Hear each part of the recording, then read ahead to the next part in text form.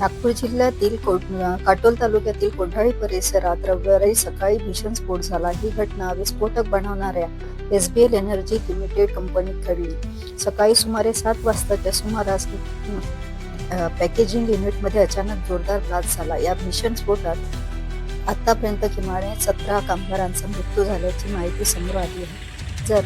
18 जण गंभीर जखमी असून त्यांच्यावर रुग्णालयात उपचार सुरू आहेत। स्फोट इतका तीव्र होता की परिसरात मोठा आवाज घुमला आणि काही अंतरावरून पुराचे लोक दिसत होते। मृतदेहांची ओळख पटवण्यासाठी DNA चाचण्या करण्यात येत आहेत। घटनास्थळी NDRF आणि स्थानिक प्रशासन बचाव कार्य करत आहे। मुख्यमंत्री देवेंद्र फडणवीस आणि पंतप्रधान नरेंद्र मोदी यांनी या घटनेबद्दल शोक व्यक्त केला असून मृतांच्या कुटुंबियांना आर्थिक मदत जाहीर करण्यात आली आहे। या घटनेमागील नेमके कारण अद्याप स्पष्ट झालेले नाही।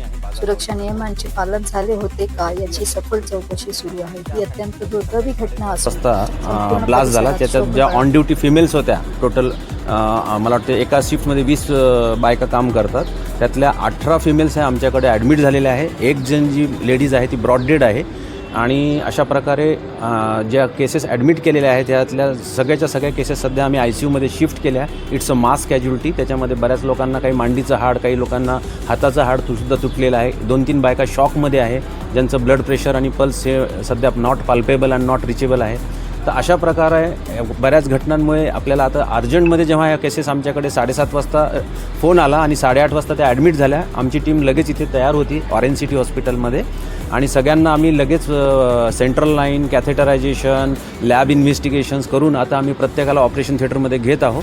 तर अशा प्रकारे हा खूप मोठी घटना आहे। 18 केसेस जवळपास झालेल्या आहेत। 18 पैकी एक ब्रॉड डेड आहे आणि किती लोकांना ICUमध्ये टाकलं? नाही, सध्या तर सगळ्यांनाच आज ICUमध्ये ॲडमिट केलेलं आहे, 18च्या 18 लोकांना। परंतु असं आहे की त्यातल्या 8 ते 10 केसेस ह्या खूप क्रिटिकल आहेत। सर्व महिला आहेत? सगळ्या महिला आहेत। सर्व कामगार जे आहेत त्या महिला कामगार आहेत। आपल्याकडून प्राथमिक कोणते उपाययोजना करण्यात येत आहेत? आता सगळ्यांना बर्न्स झालेले आहेत, जवळपास कोणाला 40% बर्न्स, कोणाला 60% बर्न्स, कोणी 100% बर्न्स आहेत।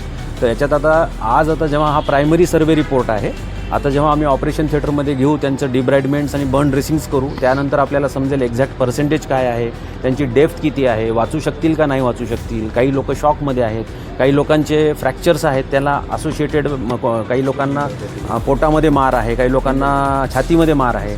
तर यांना असोसिएटेड जे आमचे जनरल सर्जन्स, ऑर्थोपेडिक सर्जन्स ह्या टीममध्ये बोलून आपण त्यांनाही सपोर्ट ट्रीटमेंटमध्ये घेतलेला आहे। सब कर्मचारी महिला है, जो पेशेंट्स पूरे आए हैं, एक सबके